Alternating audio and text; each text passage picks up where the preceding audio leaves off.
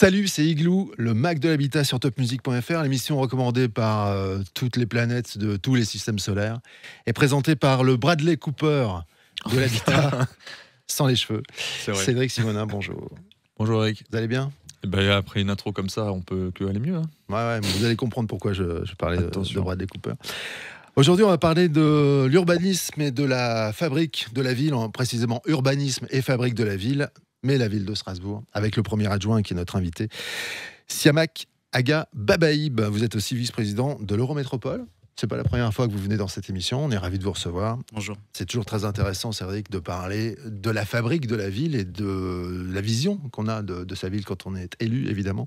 Parce que c'est pas seulement une vision à court terme. C'est ça aussi la difficulté des élus, c'est qu'il y a une vision aujourd'hui et puis il faut penser à demain. Mais on va commencer par une leçon, la leçon du professeur Simonin. C'est quoi l'urbanisme en fait? Alors c'est quoi l'urbanisme? Ouais, je voulais commencer par une définition plus qu'une leçon pour que les auditeurs se remettent bien en tête ce qu'est la définition de l'urbanisme. Donc j'ai celle du petit Robert. Donc c'est étude ensemble des arts et techniques qui permettant d'adopter l'habitat urbain aux besoins des hommes. Et puis d'après le Larousse, art, sciences et techniques de l'aménagement des agglomérations humaines, ensemble des règles et mesures juridiques qui permettent au pouvoir public de contrôler l'affectation et l'utilisation des sols. Et on le définit souvent comme la recherche d'un équilibre entre le bien-être des habitants, la dynamique économique, l'amélioration des rapports sociaux et la préservation de l'environnement. Toutes mes questions vont tourner autour de ces 4 thèmes. Siamak Aga Babaïb, est-ce que vous pourriez nous donner votre vision à long terme? Parce que, comme l'a très justement dit Eric, il faut avoir une vision à long terme, ce qui n'est pas évident parce que vous n'êtes pas médium. Donc cette vision à long terme pour la ville de Strasbourg en matière d'urbanisme, et puis votre ligne directrice pour trouver cet équilibre. Et j'aurais aimé qu'on travaille sur 4 points, si vous arrivez à les distinguer. Je vous les donne comme ça, puis si vous arrivez à les prendre un par un dans l'ordre que vous souhaitez. Donc j'aurais aimé qu'on traite du bien-être des habitants par rapport à votre vision, la dynamique économique, importante pour une ville, l'amélioration des rapports sociaux et la préservation de l'environnement. C'était la question d'Elson Montfort, hein, vous savez, 13 en longueur comme ça. Voilà. Normalement, l'invité s'en va au bout d'un moment. Et j'espère que les auditeurs restent. Bien sûr. Voilà, donc votre vision pour ces 4 points. On peut commencer par le bien-être des habitants, point essentiel. Alors, peut-être juste avant de reprendre ces 4 points, vous dire que moi, je suis un passionné de la ville et de l'urbanité de manière générale. Passionné, par exemple, par l'histoire mésopotamienne et l'émergence des premières villes, la manière dont ces villes se sont organisées, la manière dont les villes et les campagnes déjà à l'époque étaient dans des tensions ou dans des conflits, et la manière où dans la ville s'est organisé le pouvoir politique, le pouvoir religieux, le pouvoir économique, les stratifications sociales. Et je pense que se plonger dans l'histoire des villes, c'est se plonger dans l'histoire humaine, une partie en tout cas de l'histoire humaine, et une partie qui est importante. Et on a beaucoup à apprendre la manière dont on évoluer les grandes villes, que ce soit les cités mésopotamiennes, d'autres cités de la vallée de l'Indus qu'on ne connaît plus aujourd'hui, Rome, Byzance avec Constantinople et d'autres grandes villes, et la manière dont ces villes ont été perçues et les questions que les dirigeantes et les dirigeants se sont posées. Premier élément. Deuxième élément. Je peux vous interrompre? Alors, ça se matérialise comment, cette passion? Ça par des lectures notamment, beaucoup de lectures sur l'histoire mésopotamienne, et dire que un jour, alors il n'y a pas de date précise, mais un jour des gens se sont dit que une organisation efficiente en termes de transport des marchandises, transport des êtres humains, d'organisation politique, d'organisation militaire, ça se faisait par cette entité qu'on appelle aujourd'hui la ville. Et puis ça s'est sophistiqué au fur et à mesure. Alors on n'est pas entre le Tigre et l'Euphrate, mais on est au bord du Rhin. Voilà. Les fleuves, c'est un élément essentiel dans le développement des villes. Évidemment. Et on voit beaucoup de villes aujourd'hui dans l'histoire de l'humanité qui sont développées au devant de ça. Deuxième élément, je voulais partager avec vous, c'est la question de l'humilité qu'il faut avoir sur ce sujet. Et je regarde toujours, j'ai une émission en tête dans les archives de France 3 sur la cité de Rotterdam, et on voit le début de cette cité, et où que tout le monde présente comme la ville heureuse, avec ces bars, ces logements qui sont à l'époque tout confort, où il y a des salles de bain, alors qu'il n'y a pas de salle de bain partout, où il y a le chauffage, où il y a des espaces verts extérieurs et tout. Et on voit aujourd'hui la cité Rotterdam et ce qu'on peut en dire, ce qu'en disent les gens qui y habitent et ce qu'en disent les autres. Et donc, on voit qu'entre l'ambition de départ et le résultat à l'arrivée, on ne traite pas de la même chose. Et donc, il faut avoir de l'humilité de dire que notre vision aujourd'hui, ce sera forcément épuisé, forcément critiqué. Il y a des gens qui diront, mais ils ont fait n'importe quoi. C'est pas possible. Comment ils ont pu faire ça? Il y en a qui le disent déjà maintenant, d'ailleurs. Et voilà, ils le disent déjà maintenant. Et il y a un cas encore plus récent, c'est l'écoquartier Danube. L'écoquartier Danube, c'est sous Fabienne Keller que les premiers plans ont été dessinés. Sous Roland Ries et Jacques Bigot, ça s'étend. Et ça va se terminer sous Jeanne d'Arséguian et Pia Ims. Donc vous voyez, entre 2007 et 2023, la durée d'un projet de zone d'aménagement concerté, une ZAC, ce qui était au départ la bonne idée, est-ce qu'on peut dire qu'en 2023, ça l'est toujours, quoi. Et la difficulté pour l'élu, c'est de dire que forcément, ce qui s'est dit au départ doit pouvoir évoluer. Et forcément, les gens ont raison de dire que ce que vous avez fait est peut-être à côté de la plaque. Et en même temps, comment partager avec les gens que ce temps long, c'est le temps long d'abord des projets, et des projets de qualité prennent encore plus de temps. Et il faut accepter cette distance entre l'ambition de départ et la réalisation. Et je pense que cette humilité-là, l'élu doit l'avoir.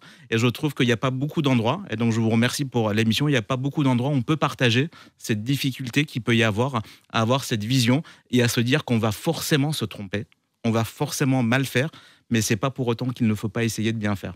C'est ce que je voulais partager avec vous. Alors, après cette longue introduction. Je pense que Cédric entend ça, mais ça fait écho, quoi. Parce que c'est aussi votre vision des choses. C'est aussi une vision des choses qui est partagée, largement partagée. C'est vrai que c'est difficile pour les élus d'avoir une vision à long terme. On peut parfois les y aider parce qu'ils ont un prisme qui est quand même le prisme des mandats, qui est un délai qui est trop court pour une vision liée à l'urbanisme.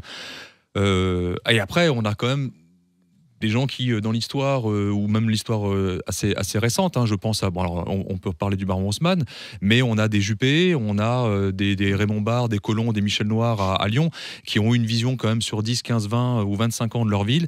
Et on peut remarquer aujourd'hui qu'il y a des choses qui sont extrêmement concluantes. Ouais, ou Borloo, ce que Borloo a pu faire à Valenciennes, des choses qui étaient aussi intéressantes. Ceux que vous citez ont eu le temps, justement, non? Ils se sont donné le temps, et ceux qui ont suivi ont porté aussi cette vision. C'est-à-dire que la vision était bien pensée au départ, au-delà des clivages politiques. Oui, alors je pense que le fait d'avoir une continuité partagée, c'est un élément intéressant. Alors moi, je citerai l'exemple de Rennes, par exemple. Rennes est une ville qui possède la majeure partie de son foncier. Et donc, ça permet de mettre en place une politique de l'habitat. Alors, certains diraient qui est très, très dirigiste, mais en tout cas, qui est plutôt dans la vision de la ville et des élus. Et c'est vrai que les alternances politiques n'ont jamais changé cet état de fait. Le fait que il faut acquérir du foncier. Et donc, depuis 50 ans, les élus municipaux ont acquis du foncier et donc possèdent la majeure partie de la ville. Et donc, du coup, quand ils et elles veulent développer une politique urbaine cohérente, ils peuvent le développer parce qu'ils possèdent déjà le foncier. C'est plus compliqué à Strasbourg. À Strasbourg, on n'a pas eu cette ambition. En tout cas, on a, comme toutes les municipalités ou métropoles, on a acquis du foncier, mais pas au niveau désirable. Et Pascal Simonin le sait, et les acteurs de l'immobilier le savent, qu'aujourd'hui, le foncier est un élément qui est, en tension. Simonin, Pascal, c'est un autre. Pascal, oui, c'est un autre que j'ai bien connu aussi, qui travaillait pour. Je suis désolé. Mais on fait souvent l'amalgame. Ne vous inquiétez pas, je ne me formalise pas pour ce genre de choses. Alors, on revient à le bien-être des habitants. Parce que j'ai senti que là, sur l'introduction, était déjà parti sur un quart d'heure. J'ai essayé de fuir. Le bien-être des habitants. Dans le bien-être des habitants, ce que je mettrais, en tout cas, je mettrais dedans la question de la santé. Je pense que la question de la santé est un élément qui émerge aujourd'hui, dont on parle pas assez. Et alors que quand on regarde les grandes agglomérations internationales, j'ai participé à une conférence internationale autour de santé et urbanisme récemment. On voit que ce soit les agglomérations africaines, nord-américaine ou asiatique ou européenne, la question de la santé est une question qui monte. Santé et environnement sont des questions qui sont liées. On parle d'ailleurs de santé environnementale, mais pour être bien, faut d'abord ne pas être malade. Et il faut d'abord que la pratique de la ville, l'exercice de la ville ne provoque pas de maladie, quoi. Donc ça, c'est un élément qui est important pour être... c'est le médecin qui parle, là. C'est le médecin, mais dans une vision pas curative, dans une vision préventive. Ça veut dire que quelque part, on a toutes et tous à prévenir ce qui peut nous rendre malades. Et là-dedans, on met aussi la santé mentale. Quelles sont les villes qui peuvent nous rendre, malgré le temps, heureuses et heureux? Est-ce que le fait d'avoir de l'espace vert, des endroits où on peut se promener, est-ce que le fait de pouvoir avoir des animaux de compagnie en liberté, des espaces, c'est un élément de santé mentale qui est amélioré? Est-ce que la qualité de l'air, je sais qu'on va en parler plus tard, la question de la qualité de l'air est une question importante. La pratique physique, la pratique sportive, le fait de pouvoir marcher. On revient à la ville du quart d'heure, le fait de pouvoir marcher pour aller faire ses courses, pour aller à son travail. Et par ailleurs, l'autre élément constitutif des villes, je parlais tout à l'heure des villes mésopotamiennes, c'est la question économique. Indubitablement, une ville est aussi un endroit de création de richesse, est un endroit de création intellectuelle, d'échange intellectuel, parce que quand on parle d'économie, on se focalise beaucoup trop sur la création de valeur monétaire, mais à la base de la création de la valeur monétaire, il faut d'abord de l'échange d'idées. Et donc, une ville, c'est un endroit où l'échange d'idées est en dynamique. Et on le voit à Strasbourg, par exemple. Vous voyez la dynamique autour du livre, les bibliothèques idéales. On voit qu'il y a une effervescence et qui n'est pas récent. Si Gutenberg est venu ici, d'abord c'était parce que c'est une ville de tolérance, on pouvait échanger, et qui dit tolérance dit aussi la possibilité derrière d'échanges, de création de richesse et d'échanges économiques. Par contre, il faut voir comment on coordonne des choses et comment on priorise les choses. Et ça, je le dirai peut-être un mot à la fin. Les rapports sociaux, une ville pour toutes et pour tous, je le développerai peut-être plus tard. Moi, je pense aussi que la ville, un des postulats que je pose dans ma vision, c'est que la ville appartient à toutes et tous. Appartient à toutes et tous, y compris aux personnes qui n'ont pas de toit, mais qui ont choisi comme résidence les rues de cette ville ou les abris de cette ville. La ville, quelque part, la ville, quelque part, leur appartient. Et j'ai beaucoup aimé, dans la ville de Vienne, il y avait une campagne de communication autour de leur système de transport en commun. Et le slogan, c'était « Et la ville t'appartient ». Et je trouvais ça magnifique. Et je pense que travailler sur le droit à la ville, et le droit à la ville pour toutes et tous, qui emporte également, bien sûr, des devoirs en tant que... une fois qu'on fait cet exercice-là, c'est important. Et ça veut dire comment on apaise quelque chose qui est forcément conflictuel. Il ne faut pas non plus dire que je veux une ville sans conflit parce que ça n'existe pas, parce que les intérêts sont divers. Et puis enfin, la question de la préservation de l'environnement, que je pourrais développer plus tard aussi, pour moi, la notion de la ville vivable. Il faut qu'on puisse y vivre. Pour moi qui ai vécu dans mon enfance dans des villes comme Ispahan ou Téhéran en Iran, où la pollution est vous sortez avec une chemise blanche le matin, vous rentrez l'après-midi, votre col est noir. Et c'est quand même un élément, important. Est-ce qu'on va pouvoir continuer à vivre et je fais de la boucle avec mon introduction. Beaucoup de villes, que ce soit en Mésopotamie ou ailleurs, les villes de la vallée de l'Indus, et beaucoup de civilisations ont disparu parce que l'endroit, la place n'était plus vivable. Et donc nous avons aussi ce devoir, en tout cas, ce regard historique nous permet derrière de dire qu'est-ce qu'on fait pour que la ville soit encore vivable dans 50 ans. Donc on a bien compris, il y a une réelle prise en compte, si je peux me permettre de dire ça comme ça, par rapport à la vision de la fabrique de la ville à Strasbourg, par rapport à ces items qui permettent d'avoir un équilibre sur bien vivre la ville. Maintenant, ça peut être perçu comme étant conceptuel et difficilement mesurable. Donc la ville heureuse versus la ville malheureuse, on voit que les villes entrent en happiness thérapie, si je peux m'exprimer voilà le ainsi. Lien avec Bradley Cooper. Ah, c'est ça le lien, d'accord. Bon, juste le lien s'arrête là alors. Mais je prends. C'était pas Hangover. Alors par rapport à... Si je reviens, et peut-être un peu embêtant de revenir à des éléments qui sont très pragmatiques, mais ils sont quand même importants parce que mesurer la qualité de vie, c'est pas évident. Est-ce que vous avez mis en place, vous pouvez nous parler d'indicateurs ou des concepts qui sous-entendent cette idée et expliquer à nos auditeurs comment la ville de Strasbourg travaille pour créer un environnement urbain qui favorise le bien-être, la résilience et puis surtout l'épanouissement de ses habitants. Alors oui, il y a un travail qui est actuellement en cours sous l'égide de mon collègue Étienne Gondrexon, qui travaille à l'évaluation des politiques publiques et qui, avec l'administration et un groupe de citoyens, est en train de travailler à des indicateurs très précis, une vingtaine d'indicateurs qui peuvent aller à la question de la santé mentale, tout comme est-ce que j'ai de l'espace vert près de chez moi, est-ce que j'ai de la pollution chez moi, est-ce que le bruit, on parle de pollution, mais la pollution sonore est aussi un élément important. Donc il y a un travail qui est aujourd'hui en cours et qui n'est pas encore finalisé. Mais je voudrais dire que d'abord, si on dit ville heureuse et malheureuse, de quel habitant on parle ? Est-ce qu'on y inclut l'ensemble des habitants ? Est-ce qu'on peut être heureuse et heureux si tout le monde ne l'est pas ? Question que je pose là. Est-ce qu'on peut vouloir en tant qu'élu le bonheur des gens, ou c'est quelque part déjà préempter quelque chose qui peut être plutôt totalitaire. En tout cas, c'est aussi, moi je me méfie de ces appellations-là, parce que c'est aussi la manière dont les régimes totalitaires ont pu vouloir le bonheur des gens à la place des gens. Alors ces questions, elles sont intéressantes, je vous coupe. Philosophiquement intéressantes. On pourra faire revenir Michel Onfray, qui a eu la gentillesse, ou Michel Maffesoli, de venir à l'émission, et on vous invitera, vous pourrez leur poser des questions en direct. D'accord. Et ensuite, sur Strasbourg, je vais donner un exemple de mesure qui, à mon avis, synthétise ce qu'on fait pour une ville potentiellement heureuse. C'est l'ordonnance verte ou le panier vert pour les femmes enceintes. Là, je trouve que cette mesure amène plein de choses assez intéressantes. D'abord, c'est de prendre soin d'une partie de la population qui, durant un temps, va avoir besoin de soins, va avoir besoin d'être inclus complètement dans la société et en même temps d'être soigné. On se focalise sur la question de l'alimentation en disant que l'alimentation est une partie pour du bien-être. Et si votre alimentation elle est pas à la hauteur, on peut être. On se focalise aussi sur la génération à venir. Parce que les perturbateurs endocriniens, c'est un élément de santé publique majeur qui est encore assez sous-estimé. Et le coût économique, là, c'est l'autre question que j'arrive à connecter. Une ville qui est en bien-être, où les habitants sont heureux, est aussi dynamiquement, économiquement, beaucoup plus dynamique. Le coût des perturbateurs endocriniens en termes de jours d'arrêt maladie, dans l'Union européenne, c'est 1500 milliards d'euros par an.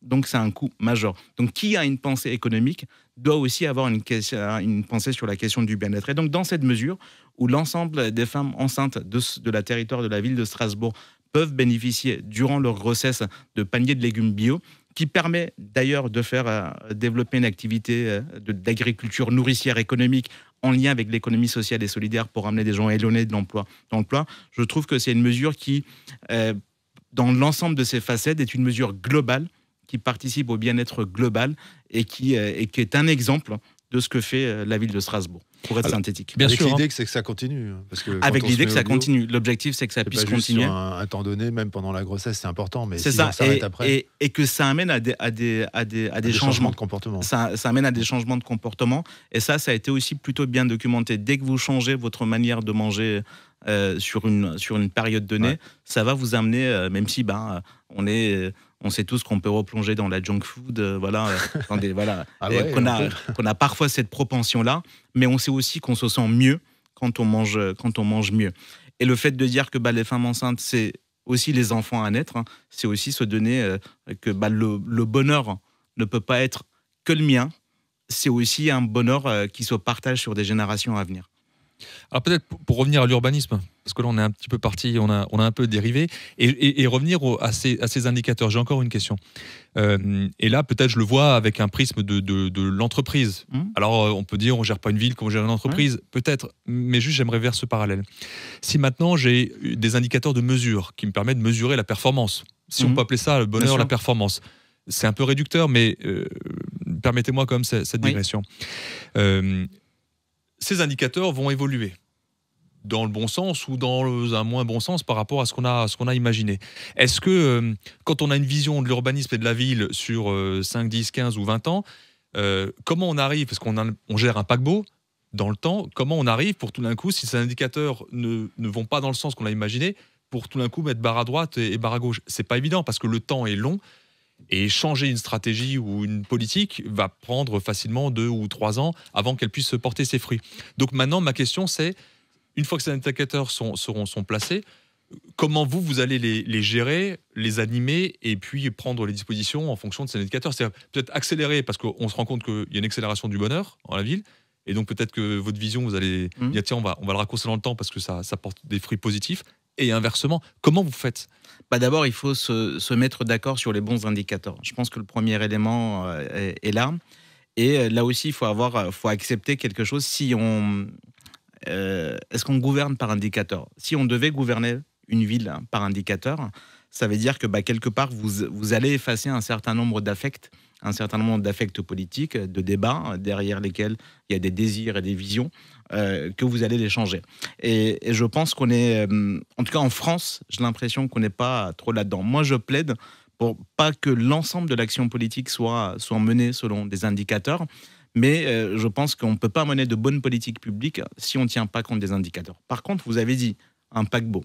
Ça veut dire que le paramètre que vous allez changer à cet instant-là, le résultat, vous ne le verrez pas tout de suite. Oui, d'accord. Et vous ne le verrez pas, ça c'est le jeu politique français, durant votre mandat. Ça c'est l'autre aussi élément à se dire, c'est que je vais changer quelque chose dont je verrai pas le résultat. Prenons l'exemple de la qualité de l'air. L'exemple de la qualité, vous ne le verrez pas tout de suite.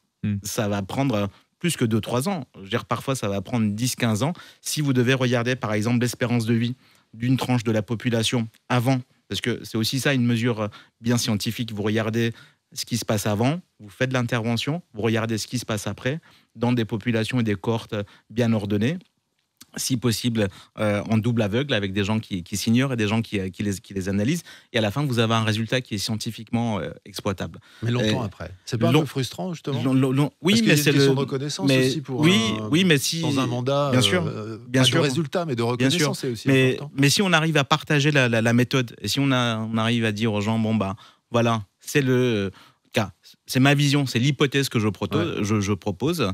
Cette hypothèse pourra être validée ou invalidée, mais que c'est comme ça, au moins, qu'on peut savoir si ce qu'on fait est bien.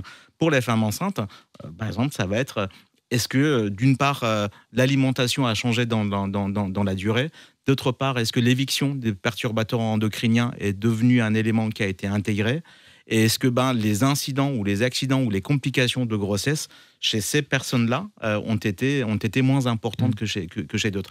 Vous voyez, ça pour moi c'est une manière de mesure. Alors je suis désolé si je prends un angle très très santé, mais on pourrait l'appliquer à beaucoup d'autres choses. Mais on va venir sur la santé. J'ai une question sur la qualité de l'air et pour terminer sur les indicateurs de mesure, Eric, il y a peut-être alors je ne sais pas avec qui, comme vous l'avez dit, avec qui vont être faits ces indicateurs de mesure, mais pour avoir travaillé avec le professeur Deblay du CHU de Strasbourg, il y a des indicateurs de mesure liés aux allergies ou à l'évolution des allergies dans la population qui peuvent être assez rapidement mesurés. On va peut-être en parler quand on parlera de la qualité de l'air intérieur. Là, vous l'avez dit, vous avez parlé des habitants et puis après, justement, de cette acceptation ou acceptabilité du temps long et du fait que les choses ne changent pas aussi vite que prévu. Pour cela, quelles sont les actions menées pour intégrer les habitants dans cette démarche ?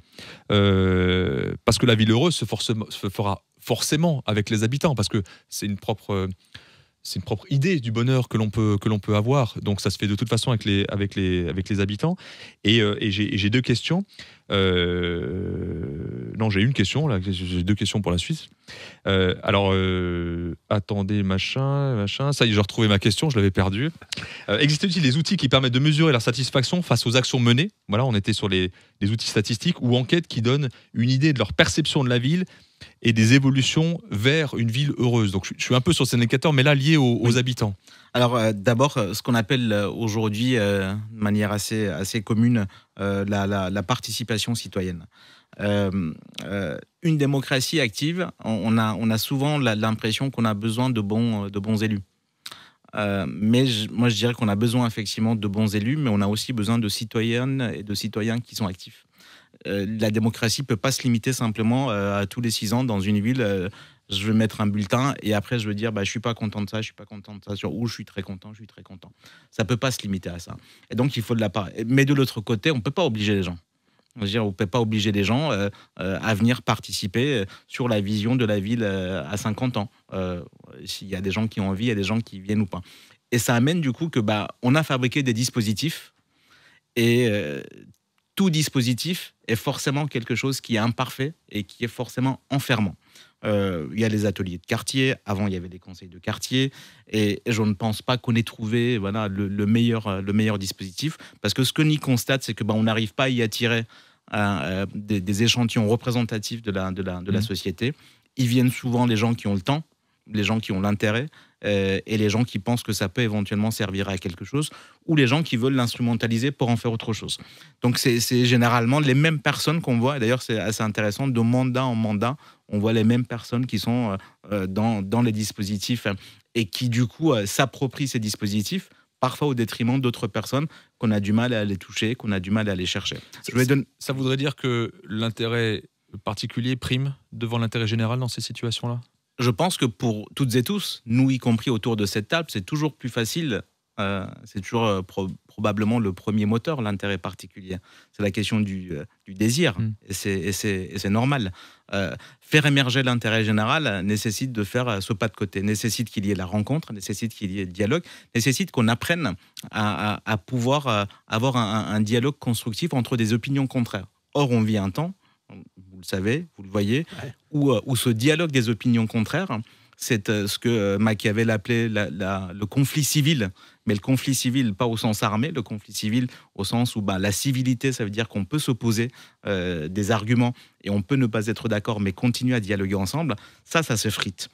Et donc on a des dispositifs dans cette ville de Strasbourg qui sont des dispositifs très divers, dans lesquels on peut inclure la question du budget participatif, alors qui avance tant bien que mal, qui est très compliqué, qui est parfois lourd et qui est en train d'être réformé sous l'égide de ma collègue Carole Zilinski. Mais l'idée, c'est de dire que dans tous les quartiers de la ville, il y a un budget, un aménagement donné sur lequel les habitants peuvent se prononcer, même si au départ, quand le dispositif a été fabriqué, ça a été happé par les gens qui savaient faire. Voilà. Tout comme l'habitat participatif, au départ, quand on s'est mis en place, il y a beaucoup d'architectes ou des groupements d'architectes qui le font. Et là aussi, on voit bien comment on fait pour que les dispositifs soient élargis. Et quoi d'autre alors pour un autre dispositif, par exemple. Ouvrir le débat, pour retrouver du débat. Je pense qu'il faut sortir des schémas classiques de participation. Et c'est ce qu'on a fait alors, dans un endroit, un lieu polémique, la place du Temple Neuf, par exemple, où des voitures ont été enlevées. Si vous appliquiez à cette décision, à cette expérimentation politique, si vous appliquiez la manière de faire qui était que je vais faire une réunion publique, des gens viennent et je vais jauger dans la réunion publique si ça plaît, si ça plaît pas, cette mesure ne passait pas. La première question à poser, est-ce que cette place appartient juste aux riverains qui habitent à côté ?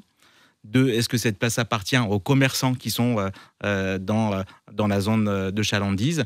Où cette place appartient à toute la ville parce que c'est une place patrimoniale particulière. Et donc, c'est pas que des personnes concernées immédiatement qui ont le droit de dire ce qu'il y a. Et donc, la manière dont on a changé les choses, c'est qu'on a, au lieu de se baser sur les réunions publiques, il y a des personnes qui avaient des questionnaires et qui ont interrogé les usagères et les usagers de la place durant une période de 1 mois.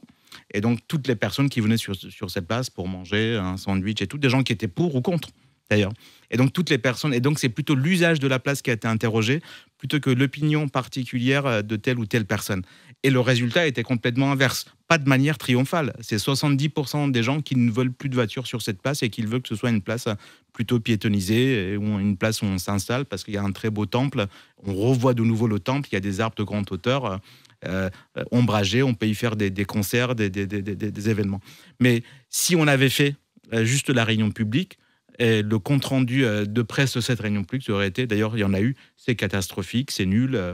Voilà. Et par contre, si on prend le pari de faire autrement, on entend d'autres avis. Donc la vraie question, c'est comment on va chercher d'autres avis et comment on va chercher les gens qui habituellement vont pas venir qui ont d'autres intérêts, voilà, en fait. Interagir, tout en se disant in fine qu'il n'y a pas à opposer démocratie représentative et démocratie participative.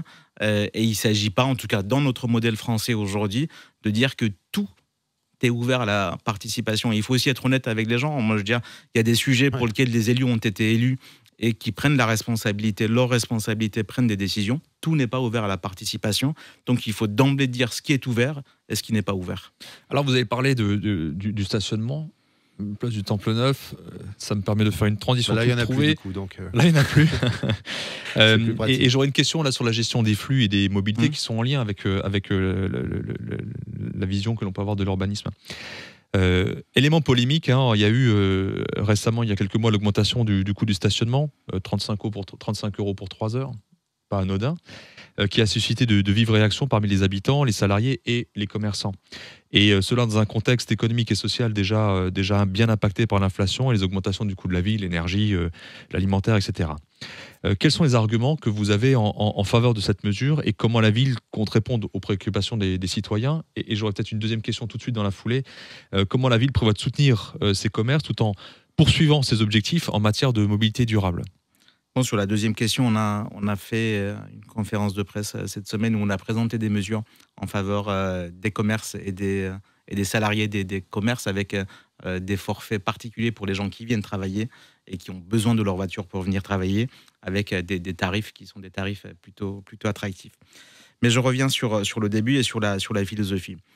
La vraie question, c'est le coût de la voiture. Alors, le coût de la voiture, pour la personne qui possède une voiture, est assez clair. Vous l'achetez ou vous faites un emprunt, donc vous aurez quelque chose à rembourser. Vous avez l'entretien, vous avez votre assurance, vous avez le carburant, auquel vous êtes tributaire de plus en plus, qui vous aliène presque, et vous avez la dépréciation de votre voiture. Tout ça compté, on dit en France, on est entre 400 et 500 € par mois. C'est ce que ça coûte une voiture. Et on parle rarement du coût de la voiture pour tout le monde. Ça, c'est le coût individuel. Le coût pour tout le monde, c'est quoi? Le coût pour tout le monde, rien que sur la question du stationnement, c'est le coût du stationnement en voirie. Alors, il y a peu d'études qui ont été faites en France. Il y a une étude par un cabinet de mobilité qui a été fait à l'échelle nationale. Bien sûr, c'est une étude qui peut être contredite ou nuancée, qui évalue le coût du stationnement gratuit. C'est aussi pour montrer à 12 milliards par an sur le territoire national, de manière générale. Si on faisait un calcul, on le rapportait à Strasbourg, voilà, on verrait que c'est un coût qui est important. Puis vous avez le coût du stationnement en ouvrage, parce que c'est un coût, on paye un prix à l'heure, mais le coût de fabrique et d'entretien d'un parking en ouvrage, c'est un élément qui est important. Puis vous avez le coût de l'ensemble des dispositifs dissuasifs pour ne pas stationner n'importe où. Vous voyez les poteaux qui fleurissent dans nos villes, c'est un mobilier urbain très à la mode et qu'on voit partout. Le coût unitaire d'un poteau en métal est à 600 €.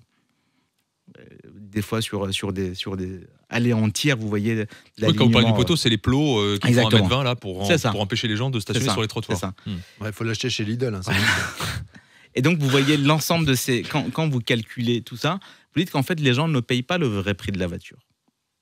Mais là vous parlez du principe d'un stationnement gratuit, mais en étant payant sur des tarifs qui étaient ceux d'il y a quelques mois, ramène quand même certaines sommes à la ville. C'est qu'en payant les tarifs qu'on payait avant, on ne paye pas le vrai tarif. Et je pense qu'à un moment donné, d'abord, 40% des Strasbourgeois... aux citoyens de payer ça? C'est toute la question. Est-ce que c'est le citoyen contribuable qui doit payer ou c'est l'usager?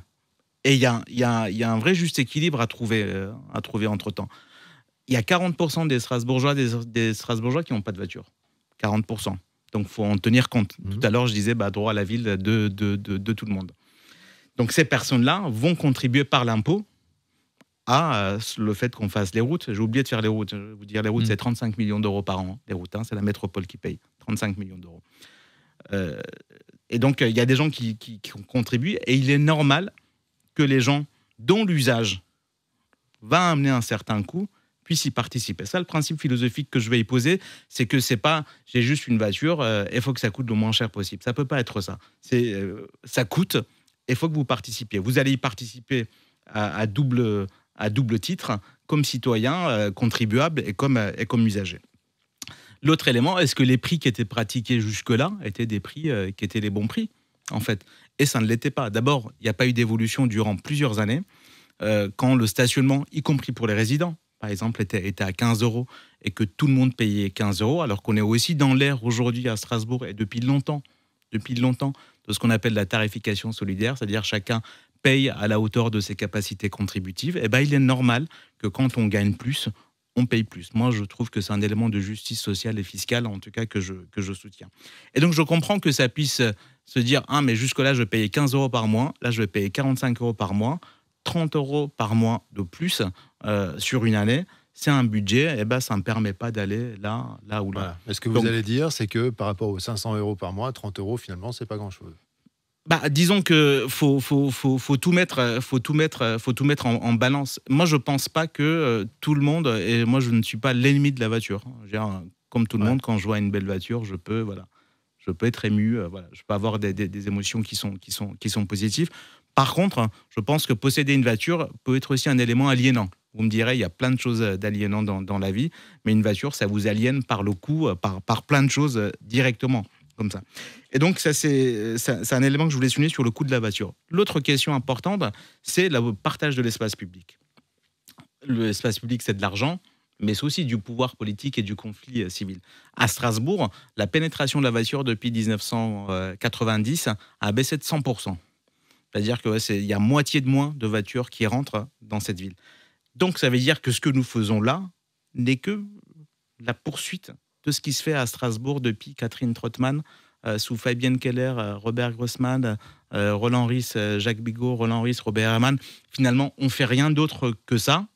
Et j'en me rappelle parce que j'ai la chance d'être un ancien, malgré tout, dans la politique strasbourgeoise.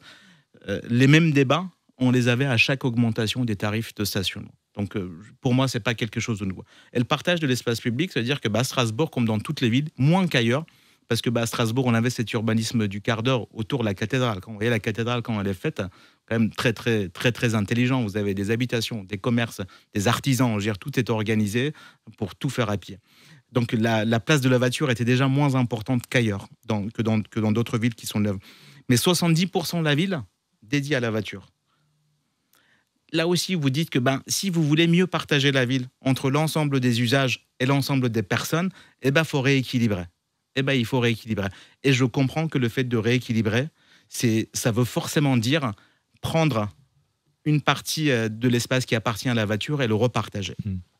Donc voilà, pour moi, c'est les arguments que je peux avancer, tout en comprenant que ça puisse amener parfois de la colère, parfois de la non-acceptation, parce que tous les changements amènent ça. J'ai une question. Avant d'entamer les questions, la question suivante sur les enjeux planétaires, la qualité de l'air.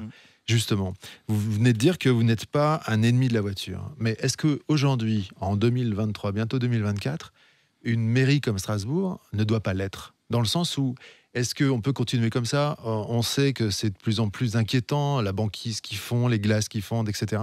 Est-ce qu'aujourd'hui, ce qu'on fait, c'est suffisant pour la planète, pour l'avenir de l'humanité? Est-ce que justement, il ne faudrait pas devenir l'ennemi de la voiture dans les grandes villes? Moi, je considère pas la politique. Alors, il y a cette part de conflictualité que j'assume complètement. Parfois, les positions que je prends, que ce soit sur le stationnement, sur d'autres, peuvent être contredites. Par contre, la voiture est un moyen de locomotion. Il y en a d'autres. Donc, je vais pas devenir l'ennemi d'un moyen de locomotion. Par contre, l'idéologie qui veut conditionner la fabrique de la ville à de la voiture tout le temps, avec des villes qui sont étalées, avec des centres commerciaux qui se construisent à distance, même si ces centres sont parfois plébiscités, sont pleins les week-ends, ce modèle de ville-là, cette idéologie derrière, parce que c'est une idéologie de je peux m'étendre comme je veux, je peux utiliser l'espace, le foncier comme je veux, parce que du coup, je peux me déplacer. Je pense que c'est une idéologie qui est mortifère pour l'avenir, mortifère pour les générations futures. Et cette idéologie-là, je la combats. Mais la voiture en tant que telle, ça nous a... J'ai eu aussi une voiture dans ma vie. Aujourd'hui, je ne l'ai plus. Ça fait plus de 14 ans que j'ai plus de voiture. Mais j'ai eu aussi une voiture. Et donc, je vais pas jeter la pierre aux gens qui ont une voiture. Certaines personnes n'ont pas d'autres moyens de locomotion. Oui, non, mais d'accord. Évidemment, on entend tout ça. Et je ne suis pas là en train de dire qu'il faut devenir l'ennemi de la voiture. La question, c'est est-ce qu'on peut encore se permettre de... Moi, je pense qu'il faut réduire la place de la voiture. Moi, je suis un partisan. Mais comme tout le monde, il faut réduire. Et toutes les villes, c'est aussi ça. Il faut un peu se décentrer de Strasbourg. Amsterdam, qui n'est pas une ville qui est contre l'économie, qui n'est pas une ville qui est contre l'échange international. C'est quand même là où le libre-échange a vu le jour. C'est quand même là où les choses se sont organisées, que ce soit le commerce international ou le commerce européen. Et Amsterdam, toutes les voitures thermiques, vous voyez là la mesure que c'est, toutes les voitures thermiques sont interdite cette année. Et ben voilà, avec quelques. Pourquoi on fait pas ça à Strasbourg ? Avec quelques dérogations. Parce que l'acceptation, l'attachement des Français à la voiture, viscéralement, est quelque chose qui est très important. Qui a dit à la bagnole. Et je veux dire aussi juste un élément, c'est que dans le même temps où on fait ça, derrière, il y a 1 demi-milliard d'euros qui vont sur le développement des transports en commun. Ça veut dire que on dit aux gens, délaissez peut-être votre voiture, parce que pour la plupart des gens, 70% des distances qui sont faites sont des distances qui ont des alternatives, en réalité. Et là, les études le montrent quand même depuis des années. Et donc, on développe ces alternatives-là. 1 demi-milliard d'euros qui sont mis sur la table sur les prochaines années sur ces questions-là. Et donc, du coup, je pense que la politique qu'on mène est une politique qui est équilibrée, qui pourrait certes aller plus vite, plus loin. Et d'ailleurs, beaucoup d'amis, beaucoup de proches me disent ce que vous faites est un peu mou. Faut aller plus loin. Faut que ce soit plus cher. Faut que ce soit difficile pour rentrer en voiture. Et je les comprends. Mais de l'autre côté, quand on gouverne une ville, on n'écoute pas que son cœur. Moi, je n'écoute pas que mon cœur et ce que je pense. Je suis obligé, dans la position qui est la mienne aussi, de tenir compte de l'ensemble des opinions. Je vais peut-être mettre un peu de mesure là mais c'était juste des questions. Après, je me fais l'avocat du diable, évidemment. Non, mais cette question, elle est intéressante. Après, il y a la question de l'acceptabilité et la temporalité. On peut prendre des exemples comme Amsterdam, mais Amsterdam, le vélo, c'est pas arrivé il y a 5 ou 10 ans. Oui. Ça fait des dizaines d'années. Strasbourg non plus. Non, mais c'est pas la même mentalité, c'était pas dans les mêmes volumétries. Quand on va à Amsterdam, c'est pas. Donc, il y a de la place pour les garer, les vélos, peut-être à Amsterdam, un peu moins. Il y a la place pour les garer et ils se font encore la guerre. Mais il y a une notion d'acceptabilité et de mentalité et de culture qui joue aussi. On n'a pas tous la même culture, il faut le prendre aussi en considération. Puis il y a la temporalité. Je prends un exemple, je vais me faire un peu l'avocat du diable, pour être un peu piquant. On sera deux. Mais quand on est commerçant et qu'on installe son commerce à Strasbourg parce qu'il y a un environnement économique potentiel, je peux me garer ici, là j'ai des flux qui peuvent venir ici, etc. Et que tout d'un coup, ces flux changent, son modèle économique qui n'est pas sur 1, 2 ou 3 ans en commerce, en moyenne c'est 7, 10 ou un peu plus, change radicalement. Donc la question du sens, on peut toujours y donner, mais les gens se disent, mais mince, comment je fais maintenant moi avec mon commerce ? Mais je vais vous donner un autre exemple. Je peux juste terminer. Ensuite, ça peut être aussi perçu, et c'est un peu mon point de vue, comme une vision de gens qui sont à Strasbourg, qui vivent à Strasbourg, qui habitent à Strasbourg, qui travaillent à Strasbourg. Ce qui n'est pas mon cas.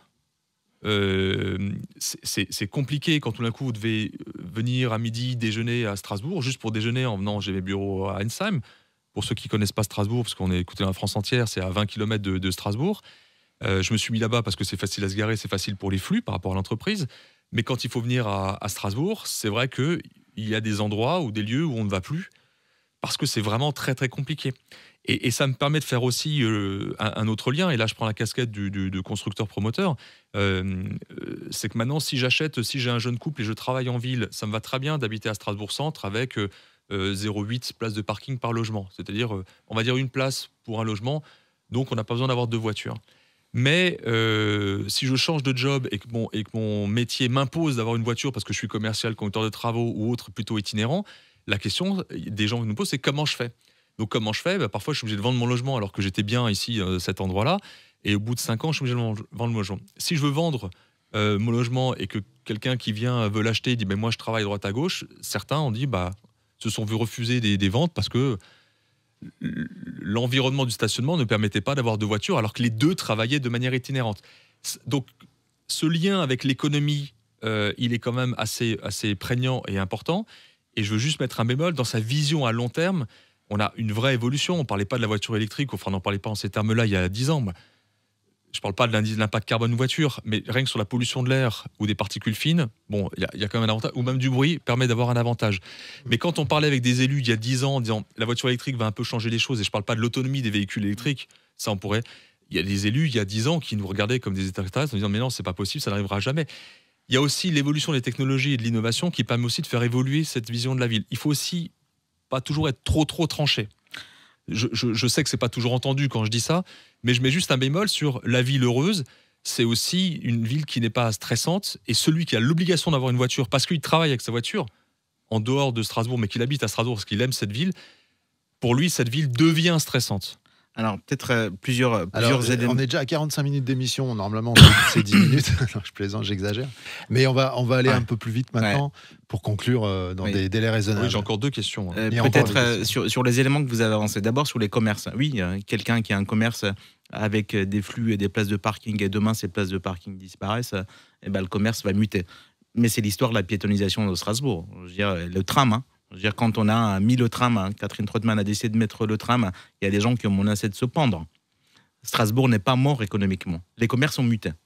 Ça, je vous l'accorde, c'est pas le même commerce pour le, entre guillemets, le bobo, le hipster, le qui on veut, qui va prendre sa bière à IPA à 9 € sur la place Austerlitz, ou la personne qui veut manger dans un restaurant traditionnel qui a sa clientèle qui vient en voiture. C'est pas les mêmes personnes, et ça, je l'entends tout à fait. Par contre, on ne peut pas conditionner. Je veux dire, on ne peut pas conditionner l'intérêt particulier d'un commerce à une vision d'ensemble, de déplacement urbain et de santé, à une vision de long terme. Moi, je vous opposerais comme argument que j'entends votre vision, et c'est une vision que je respecte, mais je la trouve quelque part un peu court-termiste. Court-termiste parce que si on se base sur la question de la santé, et si on dit que la question de la santé est un déterminant économique important, qui fait gagner de la richesse à tout le monde et qui fait gagner de la consommation chez l'ensemble des commerçants. Et alors, on a besoin de la ville d'avoir la juste place de la voiture. Moi, je ne dis pas autre chose que la juste place. La voiture doit avoir une place, mais sa juste place. Et aujourd'hui, on est dans une réduction de cette place pour trouver cette juste place. Et d'ailleurs, l'autopartage, le développement demain de l'autopartage, d'avoir la voiture utile, avec des modèles économiques qui doivent évoluer pour être un peu plus accessibles. C'est l'élément. Quand j'ai besoin d'une voiture, j'ai la possibilité d'en avoir et je l'utilise. Et il y a plein de moments où j'en ai pas besoin, je ne l'utilise pas. Et donc, c'est la question aussi de la propriété. Ça nous amènerait à des échanges très longs sur la question du logement. Mais je pense qu'aujourd'hui, on est plutôt dans l'ère de l'usage. Et l'usage, in fine, coûtera moins cher aux gens. Et peut-être que ça contribuera à avoir une ville un peu plus heureuse. Alors, on a parlé de la santé. J'enchaîne sur la question suivante, parce que c'est vrai que la qualité de l'air, on est en retard. Oui. Donc, un de mes sujets de prédilection, et la vôtre en tant que médecin, on est d'accord là-dessus. Un chiffre, 30% de la population est cliniquement allergique, 50% en 2050, donc c'est un enjeu de santé publique. Je fais une page de pub. J'ai eu la chance de coécrire la qualité de l'air intérieur pour les nuls. Je vous l'offrirai. Voilà. C'est pas un Goncourt, mais il y a 2-3 choses intéressantes à l'intérieur. Donc, la qualité de l'air, c'est un enjeu planétaire, on l'a dit, et les opérations d'aménagement urbain, par exemple, peuvent être un facteur important en termes de qualité de l'air. Ils peuvent participer à limiter l'impact et à réduire l'exposition des populations à la pollution atmosphérique. Ça, c'est dans Astérix. C'est Astérix.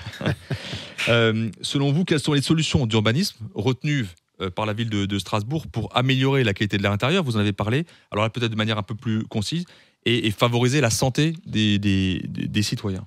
Alors je pense que sur la qualité de l'air intérieur, on est très loin aujourd'hui. Je pense qu'on est très loin parce que c'est un concept en santé publique qui émerge, qui commence à être documenté, mais on est loin. Autant sur la qualité de l'air extérieur, beaucoup d'études, on sait qu'aujourd'hui, sur le territoire métropolitain, c'est plus d'1 personne par jour qui meurt de mort prématurée en raison d'éléments et de maladies respiratoires, de cancer ou de maladies cardiovasculaires. Et ça, c'est imputable. On parlait des voitures derrière, aux voitures les plus émettrices. Ça, c'est bien documenté. Par contre, quelle peinture on utilise à l'intérieur? C'est quoi la qualité du revêtement? Qu'est-ce que ça fait de vivre pendant 20 ans, 30 ans dans un tel environnement, de dormir le soir, de se réveiller le matin? C'est quoi l'indice d'ensoleillement d'un appartement? Est-ce que votre salle de bain est éclairée naturellement? Est-ce que vous avez une double exposition? Tout élément qui vont participer et à de la santé physique et à de la santé mentale. Moi, je trouve qu'aujourd'hui, c'est peu documenté. Et en même temps, c'est la question que je veux vous poser, vous, je vous le retourne en tant que acteur de cette fabrique de la ville. Si demain, on en fait des normes, si demain, par exemple, on dit, dans la ville de Strasbourg, voici ce que vous pouvez utiliser sur le revêtement de sol, sur les menuiseries, et qu'on redevienne, comme on sait très bien le faire en France, très prescriptif, et on dise, voilà la nouvelle norme. Est-ce que c'est un bon élément?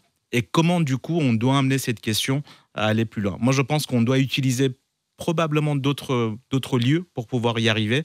Il y a le pacte pour l'urbanisme, par exemple, qui est un lieu d'échange entre des élus, entre des praticiens de la ville, des promoteurs immobiliers, des aménageurs et des bailleurs, où on peut aller, comme vous l'avez fait, sur des opérations démonstrateurs et dire, bon, bah, voilà, ça marche, voilà ce que ça coûte, pour aussi amener tout le monde à dire, bon, bah, si on le fait, finalement, c'est pas non plus un coût exorbitant, quoi.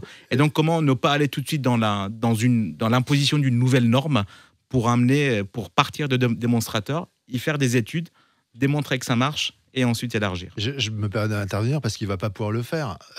Ça passerait comme de la pub. Mais vous parlez le même langage en posant ces questions parce que eux, chez Trianon Résidence, on le cite pour une fois, parce que vous n'êtes pas là pour ça, pas de pub dans cette mais là, je émission. ne peux pas faire l'économie de ça. C'est les questions... Oui, mais j'ai parlé de son... Voilà, ils sont très en avance, ils n'attendent pas les normes non plus, et ils savent exactement... quoi faire pour améliorer la qualité intérieure de leur logement depuis très longtemps. Alors, je vais prendre double casquette. Celle de la profession qui pourrait vous répondre. Je ne vais pas me faire des copains. Il y a déjà trop de normes. Arrêtez de nous en mettre, c'est déjà assez compliqué comme ça. On est sur une crise mondiale du logement. N'en rajoutez pas. Maintenant, je prends la mienne avec mes convictions. Je m'en fous, je le fais déjà et je suis plutôt en avance. Maintenant, je jette un pavé dans la mare. C'est que ça fait 10 ans qu'on a même créé, nous, un label interne qui était reconnu par l'ADEME, et c'est pour ça qu'on a cette notion d'expertise sur la qualité de l'air intérieur. On a travaillé beaucoup avec la CHU de Strasbourg pour faire cette offre.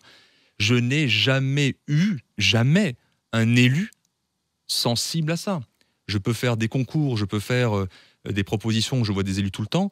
C'est un sujet qui leur passe au-dessus du cigare. Donc je suis heureux que vous me le disiez. Mais vous avez une sensibilité différente, mais parce que vous êtes médecin. Mais je suis d'accord avec vous. Je pense que déjà la vision des élus sur la fabrique de la ville évolue. La manière dont on concevait un logement, de ce qu'il fallait dans un logement, ça évolue. Le fait de s'intéresser à la forme urbaine qu'on fabrique et comment cette forme s'insère dans le paysage évolue. Le fait d'avoir des espaces extérieurs, aussi un autre élément de qualité de l'air, parce qu'on a aujourd'hui des logements avec des extensions, donc de l'espace à l'extérieur, et que cet air-là soit pas trop pollué par ce qui se passe dans la rue. Mais je pense qu'on a une culture politique et une culture de l'urbanisme de manière générale dans lequel cet élément-là, qui est un enjeu majeur, est un angle aveugle. Et je pense que on a besoin des gens comme vous, et peut-être plus d'élus, pour populariser ces questions, mais surtout pour en faire un élément, alors peut-être pas une nouvelle norme, mais en tout cas faire en sorte de dire que si la politique de l'habitat de l'Eurométropole de Strasbourg se fixe comme objectif d'avoir une vingtaine, une trentaine, une cinquantaine d'opérations démonstratrices qui montrent que ça marche, c'est un élément qui demain peut fabriquer pas une nouvelle norme, mais une manière de faire qui est une manière commune. Mais ça marche, je le fais systématiquement. Oui, je sais que chez vous ça marche. Mais on avait dit pas de pub dans cette émission. On avait dit pas de pub, donc j'arrête là. Allez, je pourrais dire d'autres trucs, notamment la course du soleil et tout dont vous parliez, les 2 expositions, ils font ça aussi, bien sûr. Arrête avec la pub. Allez, une dernière question, de manière assez synthétique. Est-ce que vous pouvez donner quelques chiffres concernant les indicateurs économiques de la ville de Strasbourg, pour que là, on comprenne bien budget, recettes, dépenses, endettement, mais synthétique, hein? Oui, très... Parce que les chiffres à la radio, en podcast... Et puis là, on a pratiquement 1 heure d'émission, il n'y a plus personne qui nous écoute. Ils sont tous partis manger, dîner. On fera des coupes. Ville de Strasbourg, plus de 280 000 habitants, un budget de fonctionnement 450 millions d'euros à peu près chaque année, un budget d'investissement entre 130 et 150 millions d'euros selon les années. C'est un budget que nous avons voulu en augmentation. Les 2 budgets sont en augmentation, aussi parce que la population croît et parce qu'on ne sait pas, mais Strasbourg est la deuxième maintenant grande ville française la plus pauvre, avec 1/4 de sa population qui vit sous le seuil de pauvreté. Donc aussi beaucoup de dépenses qui vont sur le social. La question de la dette, on a une dette qui s'allonge et qui va s'allonger. Et moi, je fais partie des gens qui assument le fait qu'il va falloir s'endetter, mais que je considère que la dette que j'appelle en tout cas une dette qui prépare l'avenir, sur les défis dont on a parlé, la question des mobilités, de la santé, de cette fabrique vertueuse de la ville. Cette dette est nécessaire. Si on ne la fait pas aujourd'hui, demain, une autre dette écologique et sociale qu'on va avoir. Donc moi, je suis partisan des gens qui disent qu'il va falloir s'endetter et il faut arrêter de regarder les ratios. Alors, je ne dis pas qu'on s'en fout, mais je dirais une ratio, par exemple, de 12 ans de capacité de désendettement, qui est aujourd'hui un peu la norme, le taquet supérieur pour les villes. Quand on livre des équipements qui vont vivre 30, 40, 50 ans, c'est un peu suranné de dire que on va mesurer la capacité de désendettement à 12 ans. Et donc, c'est plutôt l'amortissement des biens qu'il faut regarder dans la durée. Et je suis partisan d'allonger la dette à partir du moment où la dette, et c'est le cas des collectivités territoriales en France qui ne payent pas les salaires des agents avec la dette. Ça, c'est la différence avec l'État. Nous, notre budget de fonctionnement, les salaires, le train de vie de la collectivité est équilibré en recettes et en dépenses. Et on va emprunter pour investir et préparer l'avenir. Et donc, je suis partisan de continuer à s'endetter si on prépare l'avenir au regard des enjeux que nous avons pu évoquer tout à l'heure ensemble. J'ai une dernière question de conclusion. Allez. Donc, monsieur Agavaï, en quelques mots, quelles seraient vos priorités ou quelles seront vos priorités pour ces 3 prochaines années pour faire de nous des habitants heureux dans une ville heureuse?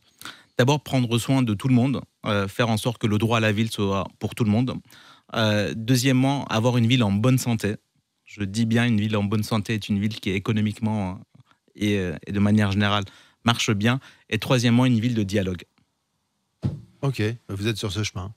En tout cas, on a été ravis de dialoguer avec vous pendant 1 heure au total. J'en suis désolé fatigué. Pour la longueur. Ouais. C'est passionnant comme sujet. On aurait pu faire facilement le double en émission. Merci Cédric Simonin. Merci Eric. Topmusic.fr, bien sûr, c'est là où nous sommes. Mais toutes les plateformes de podcast, sur Igloo On Air, ça c'est sur Facebook, sur la chaîne YouTube, etc. À très bientôt. Merci, à bientôt. Au revoir.